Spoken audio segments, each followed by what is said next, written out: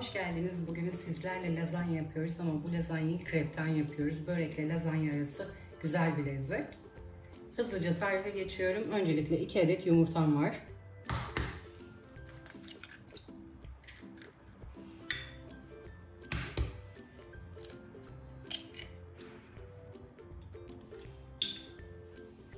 Bir çay kaşığı tuz. 2,5 su bardağı un ekliyorum.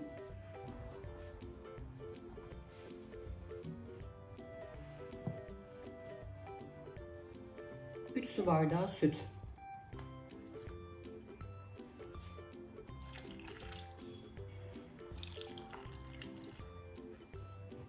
(2-3 yemek kaşığı da zeytinyağı ya da sıvı yağ ekleyebilirsiniz. İsterseniz çırpıcıyla, isterseniz de el blenderıyla pürüzsüz olana kadar çırpıyorum.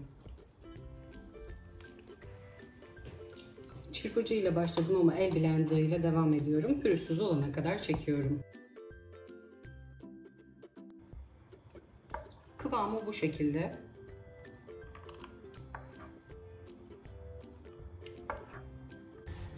İlk krevi tavaya dökmeden önce peçeteyle tavayı yağladım. Büyük kepçeyle bir kepçe tavayı alıyorum.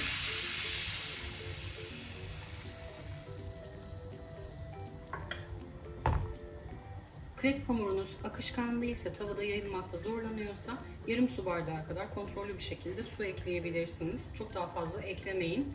Cıvık olur ve pişirmekte zorlanırsınız. Tüm krepleri aynı şekilde pişirmeye devam ediyorum. Tavayı eğer yapışmıyorsa ilk krepte yağlıyorum. Sonraki kreplerde gerek kalmıyor. Tavanız yapıştırıyorsa yağlayabilirsiniz. Krepleri arkalı önlü güzel bir renk alıncaya kadar pişiriyorum. Yine ocağımın altı da açık. Yüksek ateşte pişiriyorum.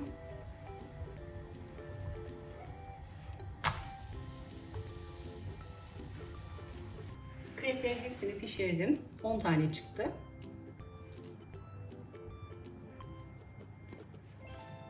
Krepleri kenara alıyorum. İç harcını hazırlayalım. Geniş bir tavaya yaklaşık 300 gram kadar kıyma aldım. 3-4 yemek kaşığı kadar zeytinyağı ekliyorum. 1 çay kaşığı tuz. Ocağa alıyorum. Kıymayı eze eze kavuruyorum. Kıymayı eze eze kavurdum. Altını kıstım. Sebzelerini doğrayalım.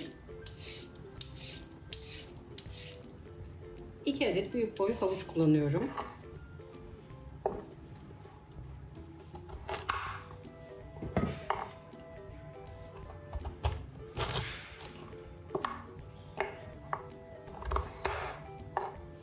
Minik küpler halinde doğruyorum. Kabuklarını soydum. Daha öncesinde yıkamıştım sebzelerimi.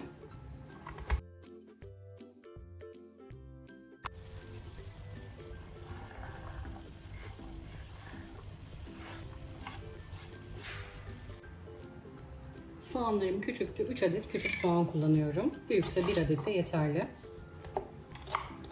Bu soğanları da yemeklik doğruyorum.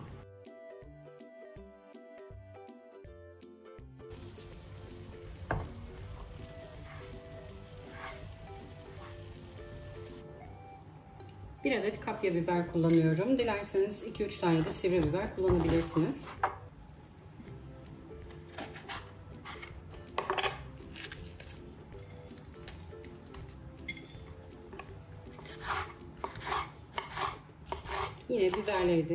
Yine biberi de incecik doğruyorum.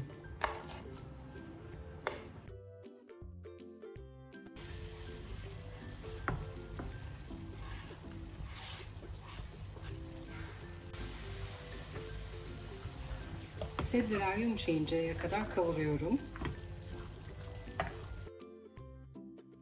Kıyma kavrulurken ben de beşamel sosunu hazırlıyorum hızlıca.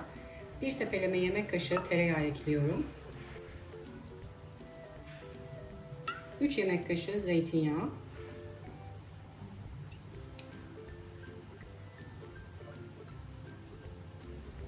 3 kaşık silme un ekliyorum.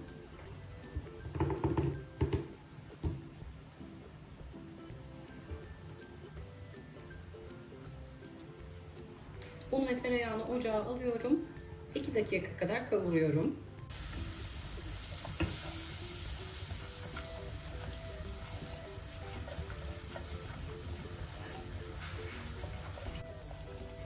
Ocağın altını kapattım.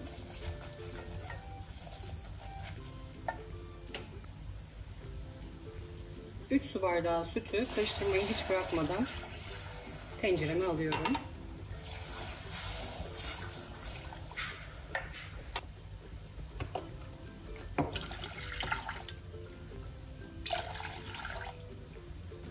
Koyu gelirse sonrasında soğuk süt ilave edebiliriz. 1 çay kaşığı kadar muskat rendeliyorum.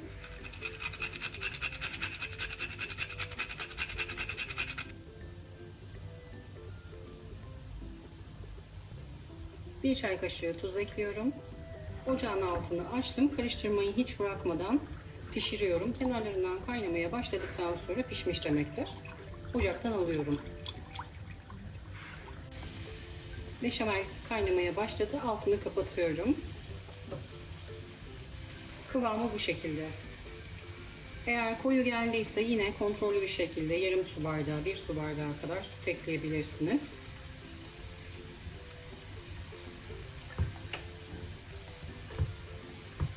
Topaklanmaması için karıştırmayı hiç bırakmadım. Eğer seviyorsanız 1 çay kaşığı da karabiber ekleyebilirsiniz. Arada karıştırarak ılınmaya alıyorum. Kıyma ve sebzeler kavruldu. 1 tepeleme yemek kaşığı domates salçası ekliyorum. Salçanın kokusu gidene kadar 1-2 dakika daha kavurmaya devam ediyorum. 1 su bardağı su ilave ediyorum.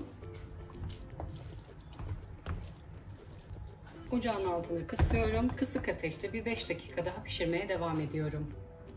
Kıymalı harcım da hazır. 1 çay kaşığı karabiber ekliyorum. Acı seviyorsanız 1 çay kaşığı da pul biber ekleyebilirsiniz. Sıra geldi birleştirme işlemine. Beşamel sosunuz durdukça koyulaştıysa yarım su bardağı süt ekleyebilirsiniz. Ben öyle yaptım. Çok koyu bir beşamel istemiyorum. Servis tabağının dibine bir miktar beşamel sos alıyorum.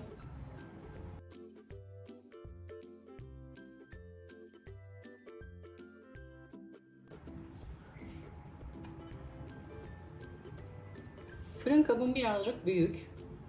Bu yüzden de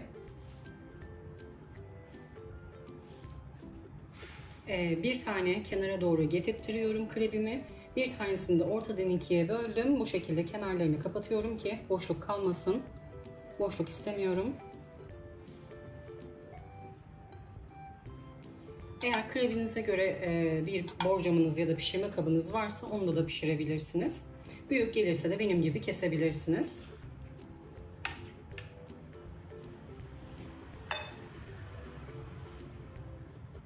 Küçük bir kepçe beşamel sostan döküyorum. Yine şöyle dolu dolu 2 tahta kaşıkta kıymalı harçtan alıyorum.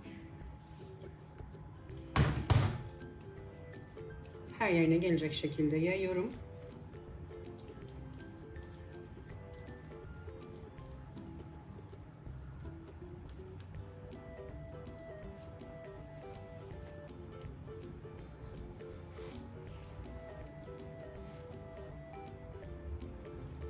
En üst kata sadece beşamel sos döküyorum. Kıymalı harçtan dökmüyorum.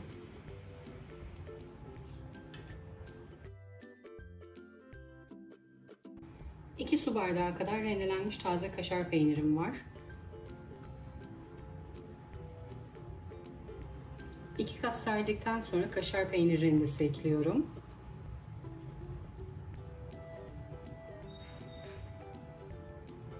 Kalanını da üzeri için kullanacağız.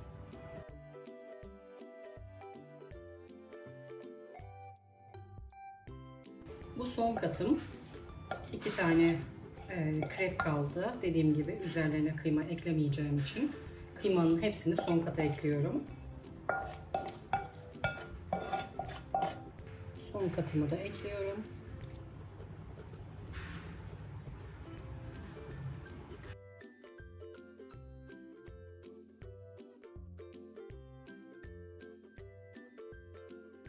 Elimle düzelttikten sonra kalan beşameli üzerine döküyorum.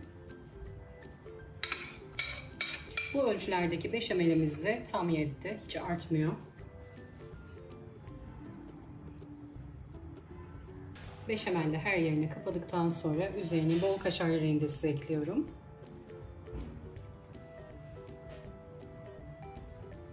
Önceden ısıttığım 180 derecelik alt üst ayarlı fırında pişiriyorum. Çok fazla pişirip kaşar peynirini sertleştirip yakmak istemiyorum. O yüzden de hafif bir renk alınca çıkarıyorum fırından. Dilimlemeden önce de bir süre soğutuyorum ki dilimlemesini güzel yapalım. Pişmesi için fırına gönderiyorum. Lazanyayı fırından çıkardım. Güzel pişti. Ben çok fazla soğutamadım ama eğer vaktiniz varsa 1-2 saat soğutmanızı isterim. Daha güzel dilimleyebilirsiniz.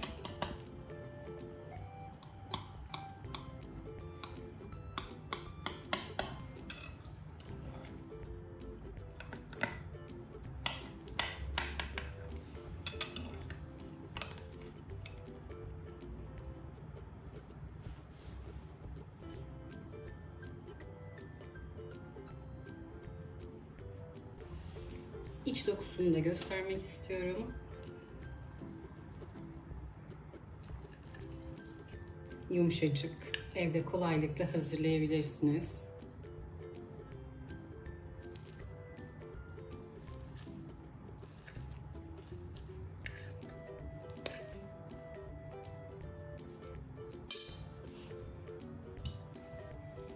Kat kat bu harika lezzeti mutlaka deneyin. Yorumlarınızı bekliyorum. Bütün aşamaları birlikte yaptık. Aklınıza takılan sorular olursa yorum kısmına sorularınızı bekliyorum. Gördüğüm an size dönüş sağlıyorum. Kanalıma hala abone değilseniz abone olmayı, sevdiklerinizle paylaşmayı, bir sonraki videomdan haberdar olmak için bildirim zilini açmayı unutmayın lütfen. Herkese afiyet olsun.